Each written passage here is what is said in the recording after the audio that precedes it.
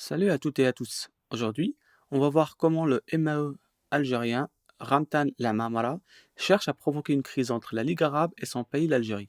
Pire, il risque même de se prendre une déculottée diplomatique. Bon, ça ne sera pas la première ni la dernière. Il a l'habitude, je me demande même s'il n'aime pas ça d'ailleurs. En fait, il vient de déclarer au quotidien algérien l'expression, et je le cite, hein, le sommet arabe prochain sera le sommet de la solidarité interarabe et le soutien de la cause palestinienne et du peuple sahraoui. Comme ça, tranquille, on dirait que la Ligue arabe appartient à son père.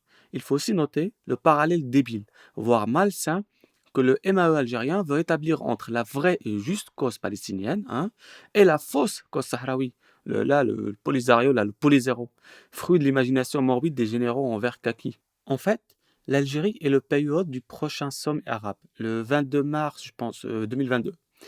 Et il ne peut se permettre de transformer cette grande messe arabe en tribune de soutien au faux peuple sahraoui et en instrument pour servir son agenda résolument anti-marocain. Et il rajoute, toujours lui, l'Algérie aura un grand rôle à jouer lors du sommet arabe prochain. Elle déploiera tous ses efforts pour asseoir ses décisions consensuelles.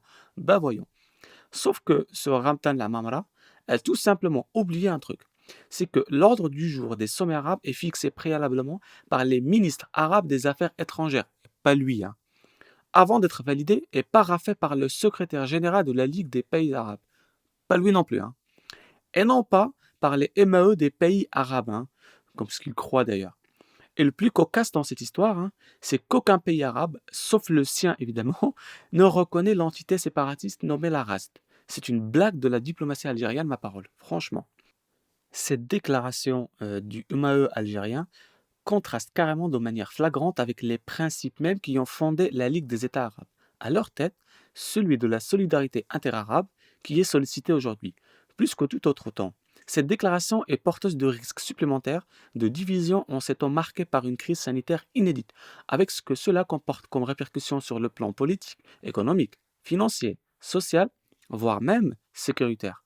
Je pense qu'il lui faut un recadrage en règle, nécessaire et ferme de la part du secrétaire général de la Ligue des États arabes, Aboul Reit.